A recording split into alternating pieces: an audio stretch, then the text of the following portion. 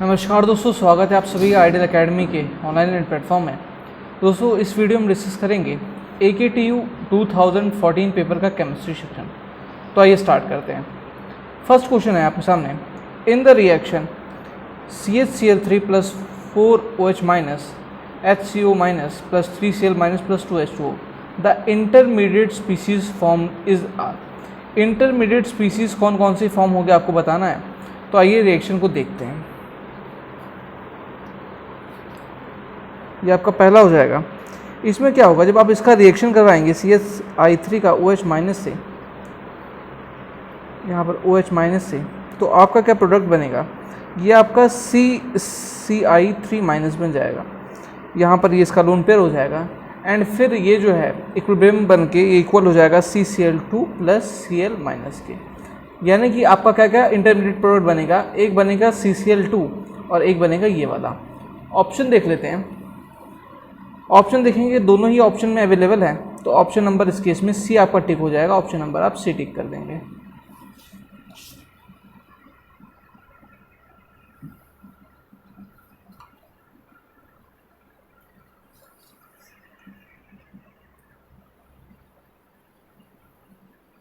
अगला क्वेश्चन है question number 2, which of the following represents the correct order of acidity in the given compounds. Correct order of acidity के ऊपर ये question है। तो हम जानते हैं, यहाँ पर आप देखेंगे कि जो है आपके हैलोजेंस जो है अटैच्ड हैं CH के बाद, तो सबसे लीस्ट जो हो जाएगा इसमें, सबसे लीस्ट जो आपकी हो जाएगी एसिडिटी वो CH3COOH की हो जाएगी।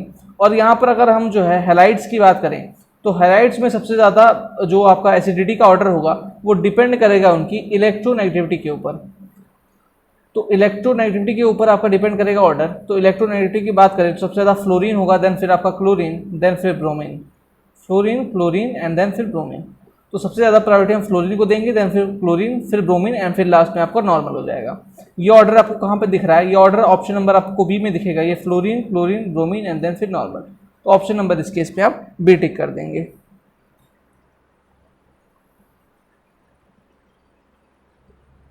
क्वेश्चन नंबर 3 है, what will be the major product when 2-amino-propane is treated with nitrous acid।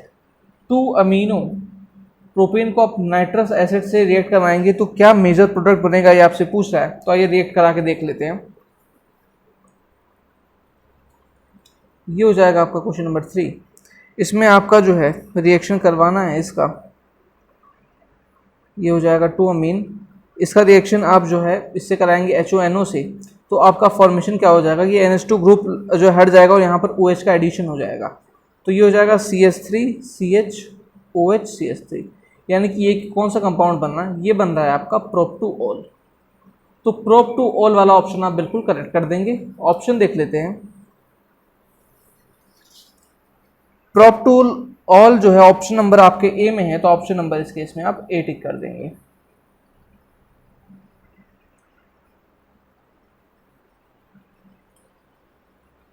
Question number 4 है, 3 of the following 4 reactions are due to one similar feature of carbonate compound, while the fourth one is different, which one is fourth। 3 आपको same दे रखा है, 4th आपका difference है, आपको बताना कौन सा चौथा डिफरेंस होगा। तो आप यहाँ से ध्यान से देखेंगे तो यहाँ पर जो 4th है, यहाँ पर विटिंग रिएक्शन आपका डिफरेंस हो जाएगा। विटिंग रिएक्शन आपका बेसिकली एक न्यूक्लियोफाइल एडिशन रिएक्शन होता है, तो ये हो जाएगा आपका न्यूक्लियोफाइल एडिशन रिएक्शन एंड बाकी आपके न्यूक्लियोफाइल एडिशन रिएक्शन नहीं है। तो ये डिफरेंस हो जाएगा। ऑप्शन नंबर इस केस में आप डी टिक कर देंगे। क्वेश्चन नंबर 5 है, the 2 forms of D glucopyranose obtained from solution of D glucose are called. D glucose के सॉल्यूशन से जो 2 फॉर्म्स निकलते हैं ग्लूकोपायरानोज के, वो उनको आपस में क्या कहा जाता है, तो उनको आपस में हम लोग जो है एनोमर्स कहते हैं। अल्फा फॉर्म निकलता है एंड बीटा फॉर्म निकलता है, उनको आपस में हम जो है एनोमर्स कहते हैं। ऑप्शन नंबर इस केस में आपका सी टिक हो जाएगा। अगला क्वेश्चन है question number 6, which type of polymer is Buena S rubber. Buena S rubber जो होता है वो किस टाइप का पॉलीमर होता है, तो मैं आपको बता दूं, ब्यूना एस जो रबर होता है वो को पॉलीमर होता है। 2 उसके जो है कौन कौन से पॉलीमर से मिलकर बनता है, ये आपका बनता है ब्यूटा 1,3-डाइन से, ब्यूटा 1,3-डाइन में जब हम एडिशन कराते हैं स्टाइरीन का, तब इसका फॉर्मेशन होता है ब्यूनाइस रबर का।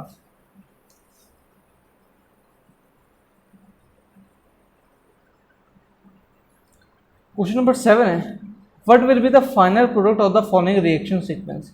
ये आपको रिएक्शन सीक्वेंस दे रखा है, इसका आपको फाइनल प्रोडक्ट बनाना है। तो होगा क्या कि पहले आपका रिएक्शन NaNO2 से हो रहा है, फिर आपका रिएक्शन CO2 CN2 से हो रहा है, एंड देन फिर आपका जो है वाटर का एडिशन हो रहा है। तो C2 CN2 से होगा तो ये जो अमाइन ग्रुप है ये रिप्लेस होकर आपका यहाँ पर CN ग्रुप आ जाएगा इस तरह से। एंड फिर आप इसमें जब वाटर का एडिशन करेंगे तो होगा क्या कि ये आपका इस तरह से COOH का फॉर्मेशन हो जाएगा। तो ये कंपाउंड फाइनल हो जाएगा। ऑप्शन देख लेते हैं, तो ऑप्शन यहाँ पर डी में है, ये कंपाउंड फॉर्म हो रहा है, तो ऑप्शन नंबर इस केस में आपका डी टिक हो जाएगा।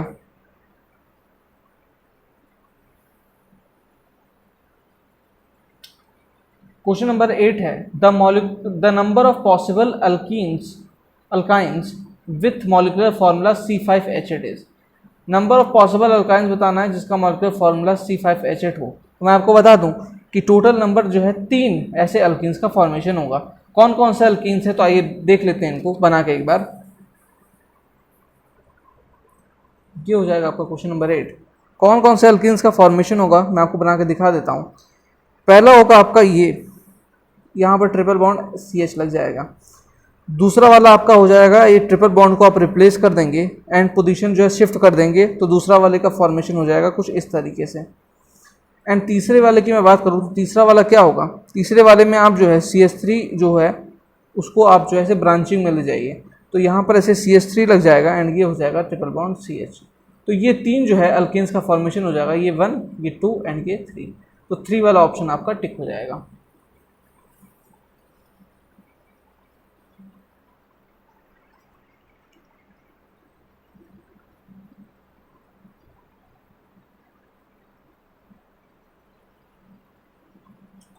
क्वेश्चन नंबर 9 है, the IUPAC name of the following compound. ये कंपाउंड आपको गिवन है, इसमें पूछ रहा है कि आपको IUPAC नेम लिखना है इस कंपाउंड का। तो नंबरिंग कर लीजिए, यहाँ पर OH ग्रुप को प्रायोरिटी देंगे, यहाँ से नंबरिंग करेंगे 1 2 3 4 5 एंड फिर यहाँ पर ब्रांचिंग होकर ये हो जाएगा।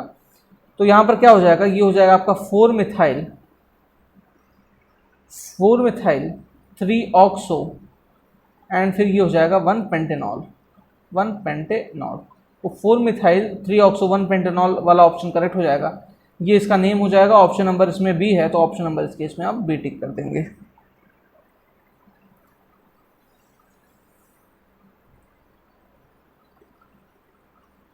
क्वेश्चन नंबर 10 है आपके सामने, विच of the following order is not correct regarding the -I effect of the substituents. -I effect के रिगार्डिंग कौन सा जो है इसमें से ऑप्शन सही नहीं है। तो -I इफेक्ट के रिगार्डिंग यहाँ पर आप ध्यान से देखेंगे तो ऑप्शन नंबर जो सी है, यहाँ पर ये जो आपके हेलोजेंस को प्रायोरिटी दे रखी है, यहाँ पर ब्रोमीन को प्रायोरिटी दे दी क्लोरीन की जगह। तो हम जानते हैं ऑर्डर बेसिकली -I इफेक्ट के लिए होता है आपका फ्लोरीन, ब्रोमीन एंड देन फिर आयोडीन। लेकिन यहाँ पर इसने जो क्या किया है कि क्लोरीन को पीछे रख दिया एंड ब्रोमीन को आगे रख दिया है, तो ये प्रायोरिटी ऑर्डर नहीं है। तो इस केस में आपका जो है सी टिक हो जाएगा।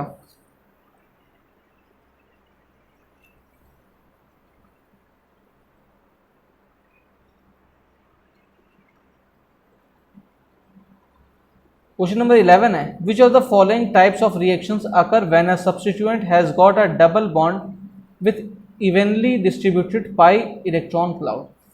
पाई डबल बॉन्ड के अबाउट अगर evenly distributed pi electron cloud होगा तो कौन सा रिएक्शन होगा। तो मैं आपको बता दूं कि इलेक्ट्रॉन की संख्या ज़्यादा है तो इलेक्ट्रॉन लविंग स्पीसीज वहाँ पर आएंगे, तो यहाँ पर इलेक्ट्रोफिलिक एडिशन हो जाएगा। तो ऑप्शन नंबर इस केस में आप ए टिक कर देंगे।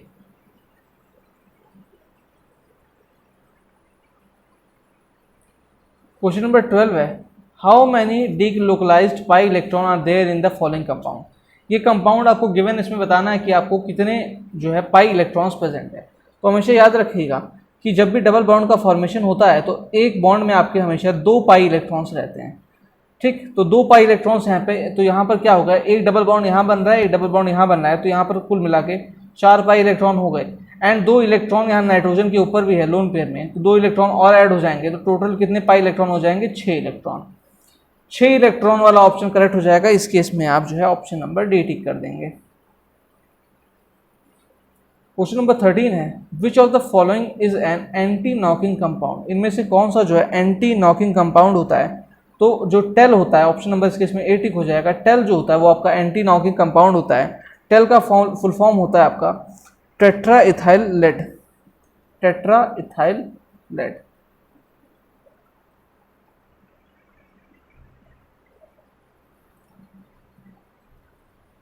क्वेश्चन नंबर 14 है which one of the following will most readily be dehydrated in acidic medium. इनमें से कौन सा जो है आसानी से डिहाइड्रेट हो जाएगा एसिडिक मीडियम में। तो यहाँ पर क्या हो जाएगा, इसमें ऑप्शन नंबर 1 आपका टिक हो जाएगा। ये आपका ज़्यादा जो है डिहाइड्रेट हो जाएगा एसिडिक मीडियम में। इसका रीज़न क्या है, इसको आप ध्यान से देखेंगे तो इसमें कॉन्जुगेशन की वैल्यू ज़्यादा है। यहाँ पर कॉन्जुगेशन को प्रायोरिटी देंगे, कॉन्जुगेशन जो है इसमें ज़्यादा हो रहा है, तो इसमें जो है ऑप्शन नंबर ए आपका टिक हो जाएगा।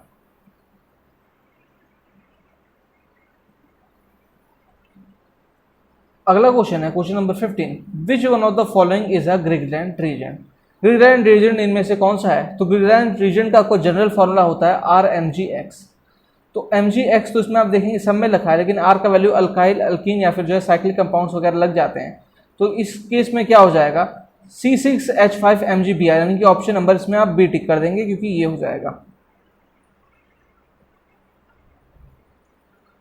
अगला क्वेश्चन है क्वेश्चन नंबर 16 है A compound contains two dissimilar asymmetric carbon atoms. The number of optical isomers. Number of optical isomers इस केस में आपको बताना है। तो total number of optical isomers कैसे कैलकुलेट करते हैं मैं आपको एक ट्रिक बता देता हूँ। वो होता है नंबर ऑफ ऑप्टिकल आइसोमरिज्म निकालने का 2 to the power n। 2 to the power n करके हम जो निकाल लेते हैं n का वैल्यू जो dissimilar number of asymmetric carbon atom मतलब जो कायरल कार्बन है उसकी जो नंबर्स होते हैं उसको हम पुट कर देते हैं n की जगह। इस केस में 2 एसिमेट्रिक कार्बन एटम है तो n का वैल्यू आप 2 पुट कर देंगे तो total number of optical isomers बन जाएंगे कितने, 4 बन जाएंगे। तो 4 आपका करेक्ट हो जाएगा, इसमें आप ऑप्शन नंबर सी टिक कर देंगे।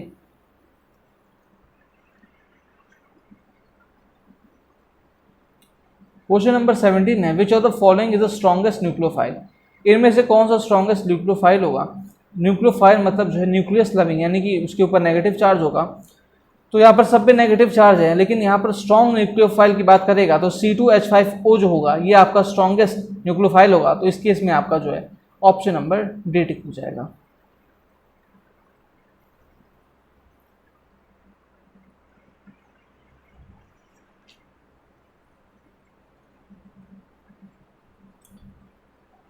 क्वेश्चन नंबर 18 है in a Cannizzaro reaction the intermediate that will be least hydride donor is. Intermediate जो कि लीस्ट हाइड्राइड डोनर होगा, तो लीस्ट की यहाँ पर बात कर रहा है तो यहाँ पर बेसिकली क्या होगा, अगर इलेक्ट्रॉन विड्रॉइंग ग्रुप आपका प्रेजेंट है तो वो लीस्ट हाइड्राइड डोनर बन जाएगा।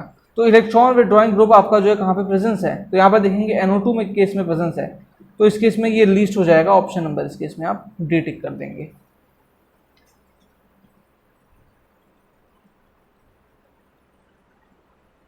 क्वेश्चन नंबर 19 है Ni+2 ion Z=28 contains unpaired electrons. Atomic number का वैल्यू आपको 28 दे रखा है, आपसे पूछ रहा है कि कितना इसमें अनपेड इलेक्ट्रॉन्स होगा। तो इसको आइए देख लेते हैं।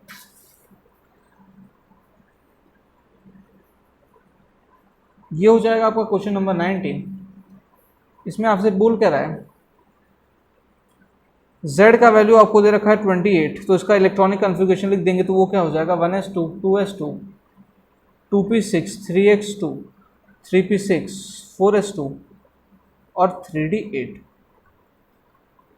ये हो जाएगा 3d8 तक। यहाँ पर +2 का फॉर्म है तो 4s में से 2 इलेक्ट्रॉन निकल जाएगा, 3d8 की कंडीशन आ जाएगी। इसका इलेक्ट्रॉनिक कन्फिगरेशन लिख देते हैं आउटर मोस्ट इलेक्ट्रॉन का, तो 1 2 3 4। ये हो जाएगा, पहले एक एक करके फिल होंगे 5 एंड देन फिर ये हो जाएंगे 3।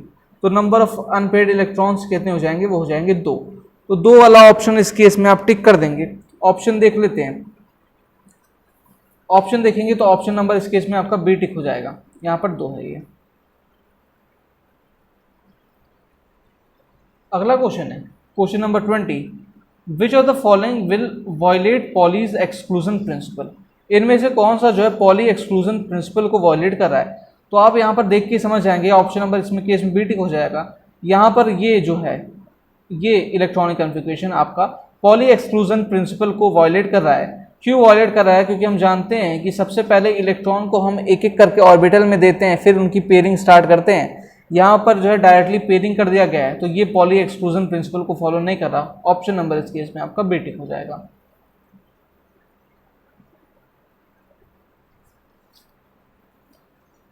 क्वेश्चन नंबर 21 है, which of the following resonating structure is not correct for CO2।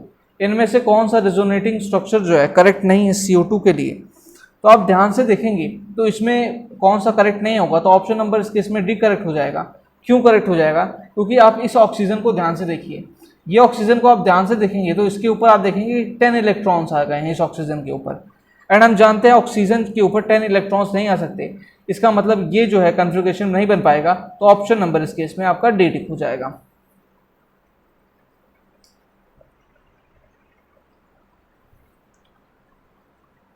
Question number 22 है, the pair of molecules forming strongest hydrogen bonds are. इनमें से कौन से पेयर में आपका स्ट्रॉन्गेस्ट हाइड्रोजन बॉन्ड फॉर्म होगा। तो स्ट्रॉन्गेस्ट हाइड्रोजन बॉन्ड जो है दो चीज़ पे डिपेंड करता है। पहली चीज़ जो है नंबर ऑफ हाइड्रोजन बॉन्ड कितने फॉर्म हो रहे हैं, नंबर ऑफ हाइड्रोजन बॉन्ड कितने फॉर्म हो रहे हैं, एंड साथ ही साथ कि कौन कौन से आपके जो है आपके कौन कौन से किस किस के बीच में हो रहे हैं। मतलब यानी कि हम जानते हैं कि हाइड्रोजन बॉन्ड का फॉर्मेशन फोन के साथ होता है, तो यहाँ पर क्या होगा कि HF के साथ बन रहा है, HN के साथ बन रहा है, या फिर HO के साथ बन रहा है। तो आप ध्यान से देखेंगे कि यहाँ पर केवल ऑक्सीजन ही जो है कंसिडरेशन में लिया गया है, और यहाँ पर आप ध्यान से देखेंगे कि नंबर ऑफ हाइड्रोजन बॉन्ड्स कितने बन रहे हैं उनको प्रायोरिटी देके अगर आप इन दोनों चीज़ों को ध्यान में रखते हुए इसको क्वेश्चन को सॉल्व करने की कोशिश करेंगे तो इस केस में ऑप्शन नंबर ए आपका टिक हो जाएगा। इन्हीं में सबसे ज़्यादा स्ट्रॉन्गेस्ट बॉन्ड का फॉर्मेशन हो रहा है।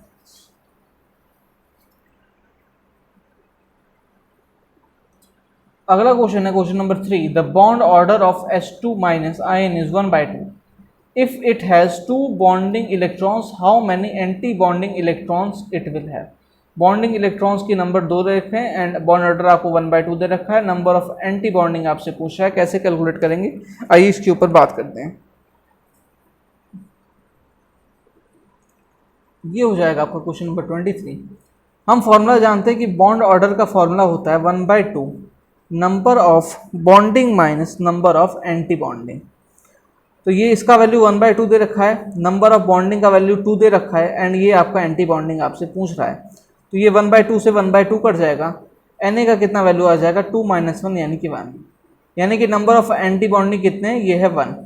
ऑप्शन देख लेते हैं, ऑप्शन देखेंगे 1 ऑप्शन नंबर डी में है, तो ऑप्शन नंबर इस केस में आप डी टिक कर देंगे।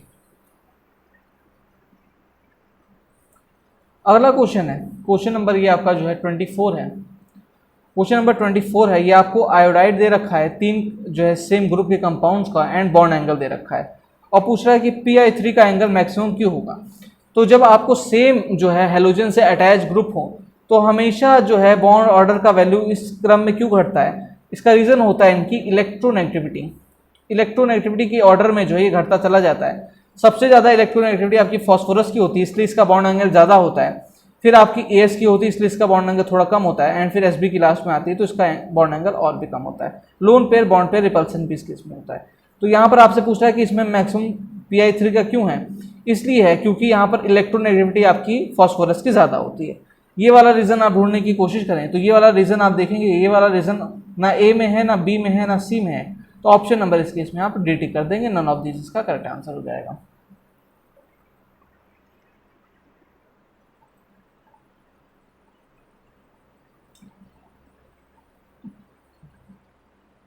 क्वेश्चन नंबर 25 है, the radius of hydrogen atom in its ground state is 0.53 angstrom. The radius of Li+2 in the similar stages.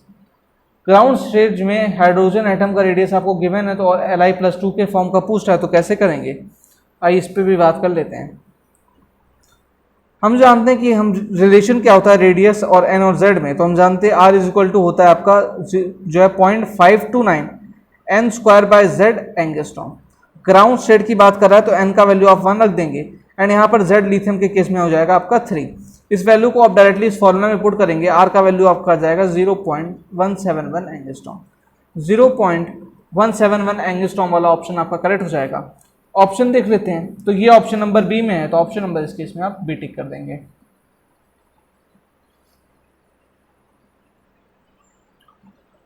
Question number 26 है, the incorrect statement among the following is. Incorrect statement आपको इसमें पूछ रहा है, तो statements देख लेते हैं। The first ionisation potential of L is less than first ionisation potential M G, ये स्टेटमेंट बिल्कुल करेक्ट है। सेकंड है the second ionisation potential of M G is lower than the second ionisation potential of N A, ये बिल्कुल correct statement है। अगली statement देख लेते हैं। The first ionisation potential of N A is less than the first ionisation potential of M G, बिल्कुल correct statement है। The third ionisation potential of M G is greater than the third ionisation potential of M G, ये भी बिल्कुल correct statement है। आपसे पूछा है incorrect का वैल्यू कौन सा है, तो इनकरेक्ट वाला ऑप्शन नंबर बी में है, तो ऑप्शन नंबर इस केस में बी टिक कर देंगे, क्योंकि हम जानते हैं कि सेकंड आयोनाइजेशन पोटेंशियल जो होगी वो आपकी एन ए की ज़्यादा होगी, ना कि जो है एम जी की।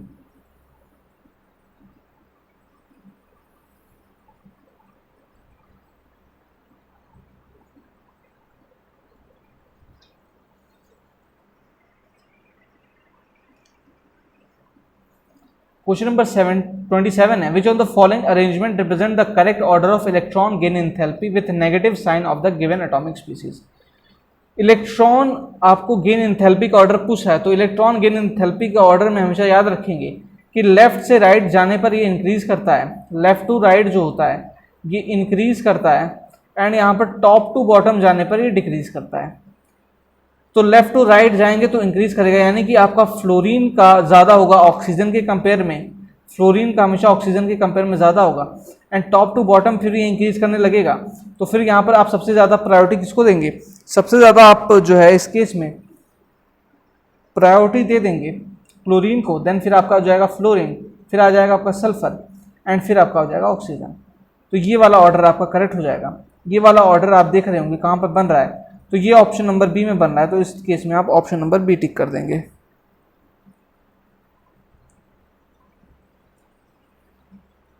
क्वेश्चन नंबर 28 है, which pair of the following has same chemical properties. Same chemical properties की बात कर रहा है, तो सेम केमिकल प्रॉपर्टीज उनकी होती है जो कि सेम ग्रुप में प्रेजेंट होते हैं। क्यों होती है, क्योंकि आउटर मोस्ट इलेक्ट्रॉन का कन्फिगरेशन उनका सेम हो जाता है, तो इसलिए उनकी केमिकल प्रॉपर्टी जो होती है वो सेम हो जाती है। ध्यान से देखेंगे तो ऑप्शन नंबर यहाँ पर जो 3 और 11 है, ये लिथियम और सोडियम सेम ग्रुप से बिलोंग करते हैं, तो इनकी केमिकल प्रॉपर्टी सेम हो जाएगी। ऑप्शन नंबर इस केस में आप बी टिक कर देंगे।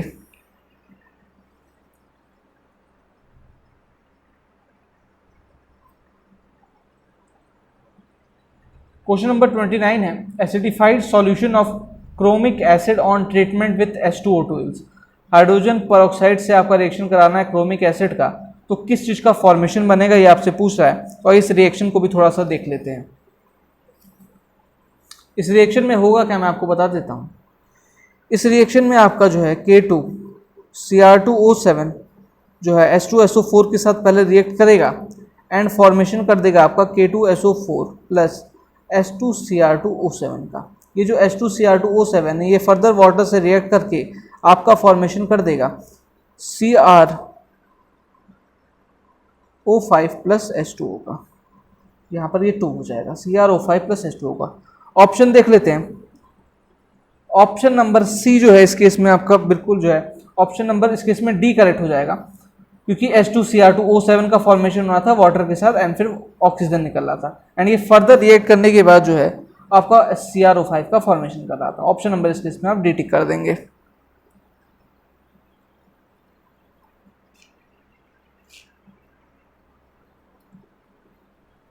क्वेश्चन नंबर 30 है, bleaching action of bleaching powder is due to. Bleaching action जो होता है ब्लीचिंग पाउडर का क्यों होता है, तो हम जानते हैं कि ब्लीचिंग एक्शन जो होगा वो नेसेंट ऑक्सीजन की वजह से होता है। नेसेंट ऑक्सीजन के प्रेजेंस की वजह से हमारा ब्लीचिंग एक्शन होता है, तो नेसेंट ऑक्सीजन वाला ऑप्शन करेक्ट हो जाएगा। ऑप्शन नंबर इस केस में आप बी टिक कर देंगे।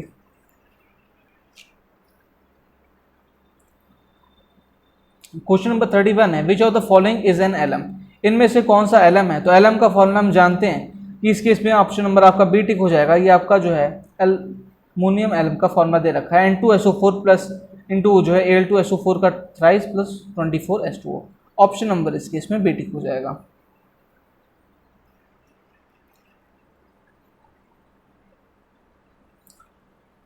क्वेश्चन नंबर 32 है, sodium thiosulphate is used in photography. Sodium thiosulphate को क्यों फोटोग्राफी में यूज करते हैं, इसलिए करते हैं ताकि जो अनडिकम्पोज्ड AgBr होता है वो एक कॉम्प्लेक्स फॉर्म में निकल जाए।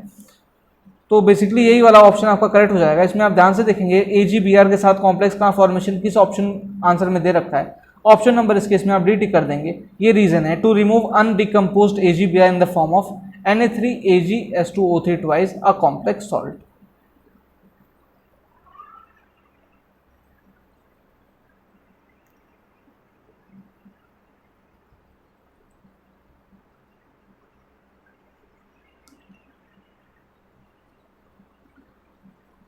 क्वेश्चन नंबर 33 है, when lunar caustic reacts with acetylene gas it yields. Lunar caustic का रिएक्शन अगर आप एसिटिलीन गैस से कराएंगे तो क्या बनेगा, और ये रिएक्शन करा के देख लेते हैं। ये हो जाएगा क्वेश्चन नंबर आपका 33।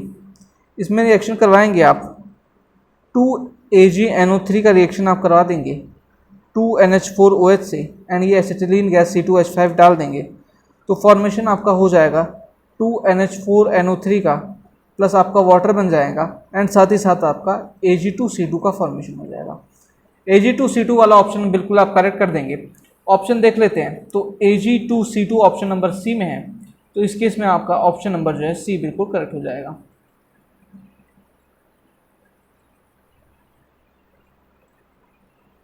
क्वेश्चन नंबर 34 है, calculate the ionic radius of cesium plus ion assuming that cell edge length is for CsCl is इतना and the ionic radius of Cl minus is इतना। आपसे पूछ रहा है कि आपको रेडियस बतानी है Cs प्लस की, अगर ये कंडीशन है तो आइए इस क्वेश्चन के ऊपर भी बात कर लेते हैं। क्वेश्चन नंबर ये हो जाएगा आपका 34। यहाँ पर आपका जो सेल एज है, सेल एज इसको हम ए से भी रिप्रेजेंट करते हैं, इसका वैल्यू आपका 0.1423 नैनोमीटर आपको गिवन है। तो हम जानते हैं कि रेडियस ऑफ जो है सीजियम प्लस करेंगे, रेडियस ऑफ जो है क्लोरीन प्लस करेंगे, तो आपकी वैल्यू आ जाएगी √3/2a, यानी कि इसकी वैल्यू आपकी आ जाएगी √3/2 ऑफ 0.4123। इसका वैल्यू आपका आ जाएगा 0.3571 नैनोमीटर।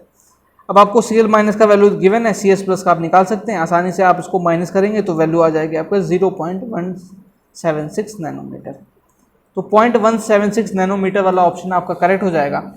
ऑप्शन देख लेते हैं, तो 0.176 नैनोमीटर वाला ऑप्शन नंबर ए है, तो ऑप्शन नंबर इसके इसमें आप ए टिक कर देंगे।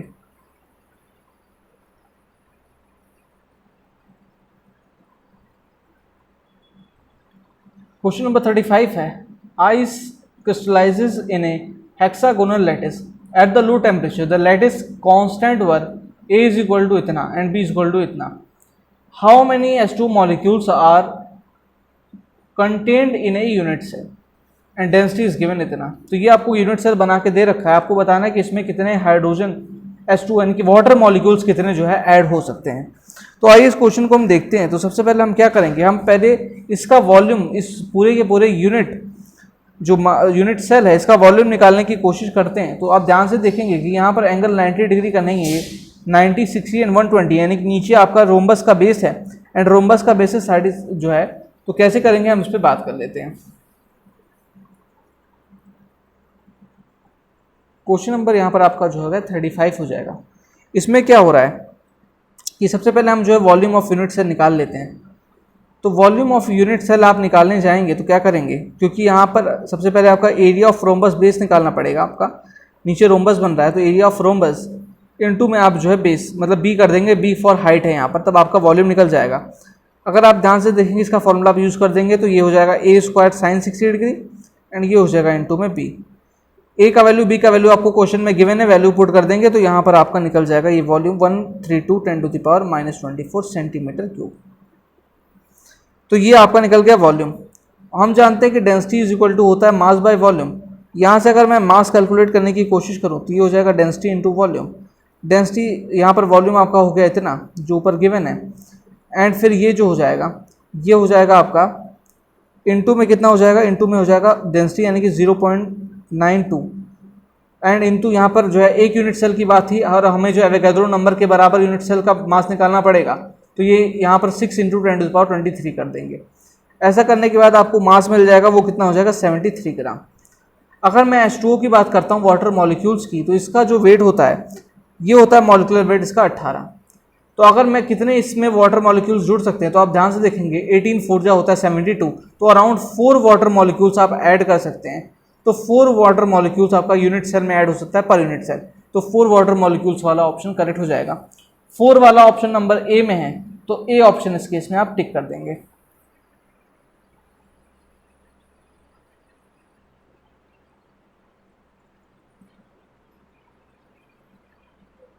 क्वेश्चन नंबर 36 है, when 1 mole of gas is heated at constant volume, temperature is raised from 298 kelvin to 308 kelvin, heat supply to the gas is 500 joule, then which statement is correct. कौन सी statement correct आपको बतानी है। तो यहाँ पर constant volume पर आपको हीट सप्लाई हो रही है, तो अगर मैं बात करूँ तो हम यहाँ पर क्योंकि कांस्टेंट वॉल्यूम है तो पी डेल्टा वी का वैल्यू आपका 0 हो जाएगा, एंड पी डेल्टा वी का वैल्यू जैसे ही 0 हो गया, क्यू का वैल्यू आपका हो जाएगा ई के डेल्टा ई के इक्वल, यानी कि Q का वैल्यू आपका 500 के इक्वल हो जाएगा, एंड यहाँ पर W का वैल्यू जो है होगा 0 के इक्वल हो जाएगा। तो यही कंडीशंस हो जाएगी, W is equal to 0 and Q is equal to आपका डेल्टा ई बराबर 500। ऑप्शन देख लेंगे तो ऑप्शन नंबर सी में कंडीशंस गिवन है, तो ऑप्शन नंबर इस केस में आप सी टिक कर देंगे।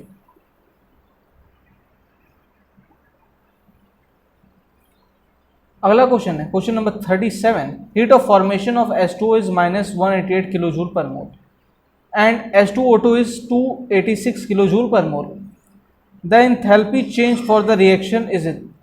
इसके लिए इंथैल्पी चेंज आपको बताना है, तो आइए फॉर्मेशन कैसे हो रहा है इस पे बात कर लेते हैं।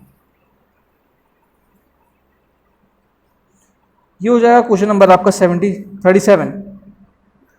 अगर यहाँ पर मैं फॉर्मेशन ऑफ वाटर की बात करूँ तो ये हो जाएगा इस टाइप से, H2 प्लस हाफ O2 मिलके जो वाटर का फॉर्मेशन कर रहे हैं, एंड डेल्टा H का वैल्यू उसके लिए गिवन है -188, और यहाँ पर फिर ये जो आपका हाइड्रोजन एंड ऑक्सीजन मिलके ही आपका H2O2 का फॉर्मेशन कर रहे हैं, एंड इसके लिए जो है डेल्टा H का वैल्यू आपका -286 गिवन है। और फाइनली आपको निकालना है यहाँ पर 2H2O2 2H2O प्लस O2 के लिए डेल्टा H आपको इसके लिए कैलकुलेट करना है। तो आप ध्यान से देखेंगे कि पहली इक्वेशन से आपका 2 का मल्टीप्लाई हो रहा है, तो यहाँ पर 2H2O हो रहा है, एंड सेकेंड इक्वेशन में भी आपका 2 से मल्टीप्लाई हो रहा है, तो यहाँ पर 2 जो है 2H2O2 आ रहा है, यानी कि आपको दोनों इक्वेशन को 2 से मल्टीप्लाई कर देना है, एंड सेकंड वाले को रिवर्स करके ऐड कर देना है खाली।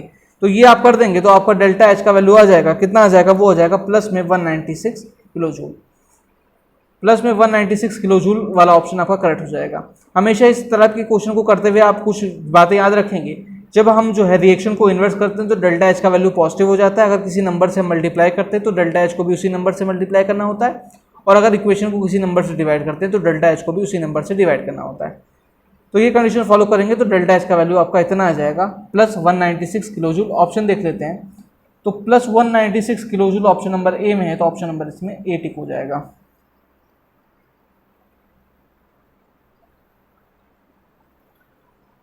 क्वेश्चन नंबर 38 है, which of the following statements is correct for Tyndall effect. कौन सी स्टेटमेंट आपके टिंडल इफेक्ट के लिए करेक्ट है।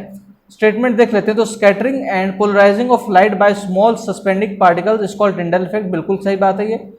सेकंड वाला है statement Tyndall effect of colloidal particles is due to dispersion of light, गलत स्टेटमेंट है ये। Tyndall effect is due to reflection of light, ये भी गलत है। And Tyndall effect is zigzag motion of suspending particle, ये भी गलत है। तो कौन सी करेक्ट है, खाली एक ही स्टेटमेंट करेक्ट है, ऑप्शन नंबर ए, तो ऑप्शन नंबर इस केस में आप ए टिक कर देंगे। क्वेश्चन नंबर 39 है, if m is molecular weight of solvent, kb is molar elevation constant, tb is boiling point, p0 is vapor pressure of at temperature T and Ps is vapor pressure of the solution having non-volatile soluted T, then P0 minus Ps upon P0 जो है इसमें आपको relation पूछ रहा है, तो ये हम जानते हैं, इस क्वेश्चन को भी देख लेते हैं। 39 को कैसे करेंगे, तो हम जानते हैं कि P0 minus Ps upon P0 का जो वैल्यू होता है वो होता है molarity into molecular weight upon 1000, ये होता है। अगर मैं मोलैरिटी की बात करता हूँ तो हम जानते हैं कि मोलैरिटी का जो वैल्यू आ जाएगा वो हो जाएगा delta TB upon KM। Delta के जो है ये मोलैलिटी हो जाएगा, सॉरी, तो मोलैलिटी का वैल्यू हो जाएगा डेल्टा TB अपॉन KB, तो डेल्टा TB अपॉन KB आ जाएगा, तो इसमें खाली इस वैल्यू को आप सब्स्टिट्यूट कर देंगे। P0 upon PS upon P0 का जो वैल्यू आ जाएगा वो कितना आ जाएगा, वो हो जाएगा delta TB into M upon में KB इंटू 1000। तो ये वाला ऑप्शन जो है बिल्कुल आपका करेक्ट हो जाएगा। ऑप्शन देख लेते हैं, ऑप्शन देखेंगे तो ये वाला ऑप्शन नंबर डी में है, तो ऑप्शन नंबर इस केस में आप डी टिक कर देंगे।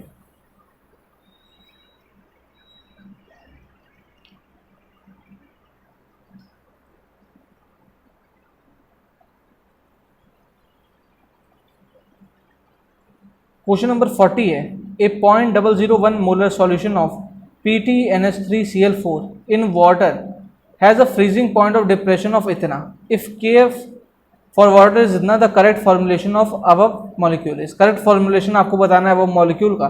तो बेसिकली हम इसमें अगर नंबर ऑफ आयंस कैलकुलेट कर दें इसका वाटर में जाने के बाद तो हमें पता चल जाएगा क्या हो सकता है। तो इसको कैसे करेंगे, तो हम जानते हैं कि आपका जो है डेल्टा TF का वैल्यू होता है IKFM। यहाँ पर KF का वैल्यू गिवन है, M का वैल्यू गिवन है, I जो होता है वो होता है आपका वेंट हॉफ फैक्टर। तो वेंट हॉफ फैक्टर का वैल्यू आप निकाल देंगे तो आपको पता चल जाएगा कितने नंबर ऑफ मॉलिक्यूल्स इसमें, नंबर ऑफ आयंस का फॉर्मेशन कितना हो रहा है। इस फॉर्मूला में डायरेक्टली वैल्यू करेंगे तो उसमें होगा क्या कि आपका जो I का वैल्यू है वो आ जाएगा आपका 3, यानी कि 3 आयन का फॉर्मेशन हो रहा है। अब 3 आयन किस ऑप्शन में बनेंगे आपके, ये देख लेते हैं। तो यहाँ पर फर्स्ट वाले में तो 3 आयन नहीं बन सकते, सेकंड वाले में 3 आयन बन सकते हैं, थर्ड वाले में 3 आयन बन सकते हैं, फोर्थ वाले में 3 आयन नहीं बन सकते। तो सेकंड एंड थर्ड इन दोनों में ही 3 आयन बनेंगे। लेकिन आप ध्यान से देखेंगे तो यहाँ पर मॉलिक्यूलर फॉर्मूला में Cl4 में है, लेकिन ऑप्शन नंबर सी में ये जो है Cl3 है, तो ऑप्शन नंबर सी आपका फिर से गलत हो जाएगा। एंड इसमें CCl4 ऑप्शन नंबर जो है बी में है, तो ऑप्शन नंबर इसके इसमें आप बी टिक कर देंगे।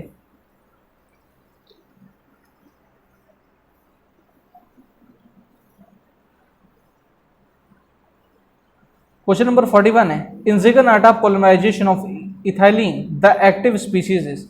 जिगरनाटा पोलिमराइजेशन में कौन सा एक्टिव स्पीसीज होता है, तो Ti3+ जो होता है वो इस केस में जो है आपका एक्टिव स्पीसीज होता है। तो ऑप्शन नंबर इस केस में आप डी कर देंगे टिक।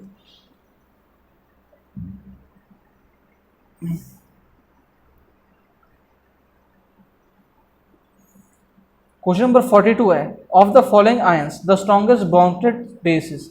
आपको स्ट्रॉन्गेस्ट ब्रॉन्स्टेड बेस बताना है। तो क्या करना होगा, सबसे पहले ये आपको जो है माइनस में दे रखा है, आप क्या करें, स्ट्रॉन्गेस्ट ब्रॉन्स्टेड बेस जो होगा वो बेसिकली आपका जो है हाइड्रोजन लेने के बाद एक वीक एसिड का बिहेव करेगा, क्योंकि ये कॉन्जुगेट बेस बनाने की यहाँ पर बात हो रही है। तो आप क्या करेंगे, हाइड्रोजन ऐड कर देंगे। तो पहले वाले में करेंगे तो ये हो जाएगा HCClO, ये हो जाएगा HClO3, थर्ड वाला हो जाएगा HClO2 एंड फिर हो जाएगा HClO4। इसमें से वीक एसिड कौन सा है, तो वीक एसिड आपका पहला वाला है। तो वीक एसिड अगर ये है तो इसका कॉन्जुगेट बेस काफी स्ट्रांग हो जाएगा, वही स्ट्रॉन्गेस्ट बेस की तरह बिहेव करेगा। तो ऑप्शन नंबर इसके इसमें आप ए टिक कर देंगे।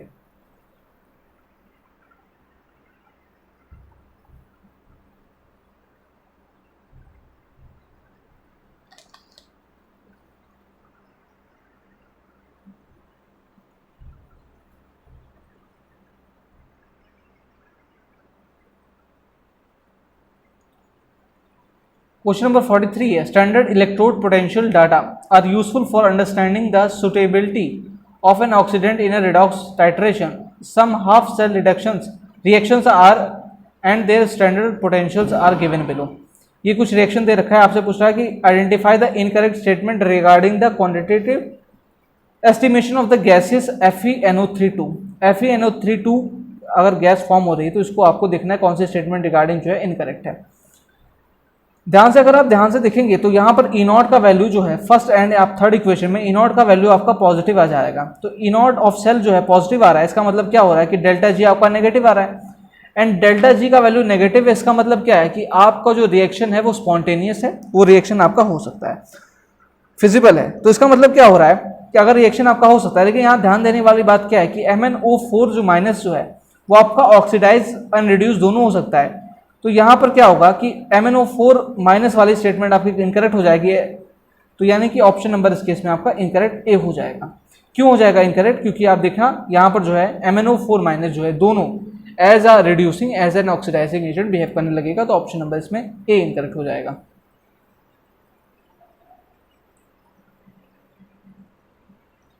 क्वेश्चन नंबर 44 है, when the sample of copper with the zinc impurity to be purified by electrolysis the appropriate electrodes are। इसको प्योरीफाई करना होगा कॉपर को, तो कौन सा इलेक्ट्रोड आप लेंगे। तो हम जानते हैं कि इम्प्योर जो सैंपल होगा हम उसको एनोड की पोजीशन पर रखेंगे एंड जो आपका प्योर सैंपल होगा उसको हम कैथोड की पोजीशन पर रखेंगे। तो इसमें क्या होगा कि एनोड पे जाएगा आपका इम्प्योर सैंपल एंड कैथोड पे जाएगा आपका प्योर कॉपर।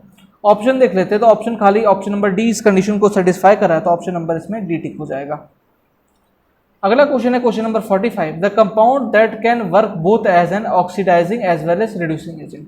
इनमें से कौन सा जो है oxidizing as well as reducing agent की तरह बिहेव करेगा? तो हम जानते हैं जो हाइड्रोजन पर ऑक्साइड होता है वही as a reducing and oxidizing agent behave करता है। ऑप्शन नंबर इस केस में आप बी टिक कर देंगे।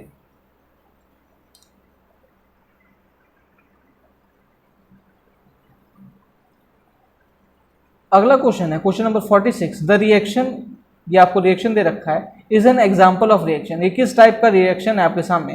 तो आप ध्यान से देखेंगे, ये बेसिकली आपका इंटरमोलिकुलर रिडॉक्स रिएक्शन है। इंटरमोलिकुलर रिडॉक्स रिएक्शन है, तो ऑप्शन नंबर इस केस में आप बी टिक कर देंगे।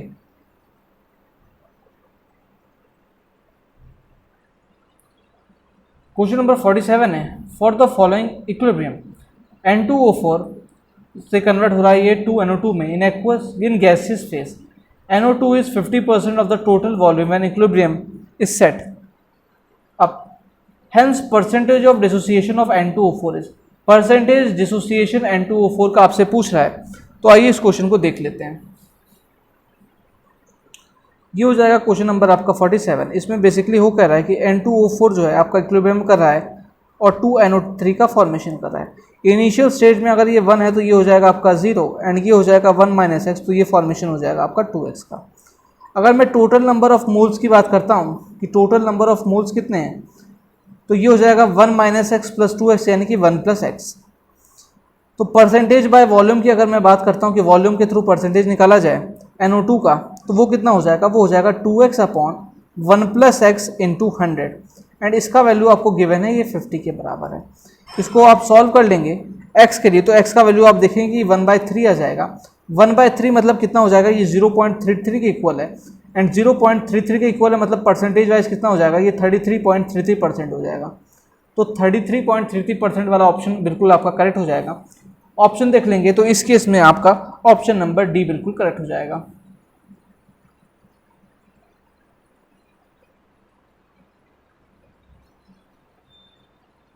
क्वेश्चन नंबर 48 है, XY2 dissociate as, XY2 dissociate हो रहा है, XY एंड Y का फॉर्मेशन हो रहा है। When the initial pressure of XY2 is 600 nm Hg, the total equilibrium pressure is 800 mm Hg. Calculate K for the reaction assuming that volume of the system remains unchanged. Volume अगर remain unchanged तो K का value आपसे पूछ रहा है, तो आइए इस क्वेश्चन को करते हैं। ये हो जाएगा क्वेश्चन नंबर आपका जो है 48। तो इसमें क्या हो रहा है आपका XY2 जो है वो इक्विलिब्रियम स्टेट में फॉर्मेशन कर रहा है XY एंड Y का। तो अगर ये शुरुआत में 600 था तो ये 0 एंड 0 का फॉर्मेशन कर रहा है एंड 600 से ये P प्रेशर घट जा रहा है तो ये P और P बन जा रहा है। अगर मैं टोटल प्रेशर की बात करता हूँ तो टोटल प्रेशर का वैल्यू आपको गिवन है 800, तो टोटल प्रेशर इस केस में कितना हो जाएगा? ये हो जाएगा 600 + P। तो 600 + P का वैल्यू आपको 800 गिवन है, इसका मतलब यहाँ से आप P का वैल्यू निकाल सकते हैं। P का वैल्यू है 200। अब यहाँ से आप Kp का वैल्यू डायरेक्टली कैलकुलेट कर सकते हैं। K का वैल्यू कितना आ जाएगा? वो हो जाएगा आपका 200 × 200 अपॉन ये हो जाएगा 400। तो 200 × 200 अपॉन 400 हो जाएगा। इसको आप सॉल्व करेंगे तो सॉल्व करने पे वैल्यू आ जाएगी आपकी 100। तो 100 वाला ऑप्शन बिल्कुल आपका करेक्ट हो जाएगा। ऑप्शन देख लेते हैं, तो ऑप्शन नंबर इस केस में आप बी टिक कर देंगे।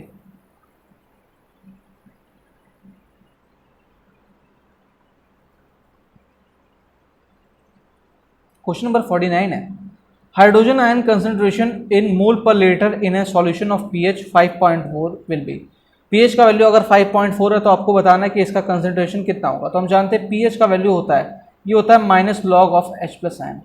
आपसे कुल मिला के यहाँ पर H+ आयन का कंसंट्रेशन पूछ रहे हैं, तो आपको इसमें जो एंटी लॉग वगैरह भी लेना पड़ेगा। तो एंटी लॉग लेके आप इसको कैलकुलेट कर लेंगे तो आपका आंसर आ जाएगा अराउंड 3.98 × 10⁶। तो 3.98 × 10⁶ वाला ऑप्शन आपका करेक्ट हो जाएगा। 49 में आप जो है डी ऑप्शन बिल्कुल टिक कर देंगे।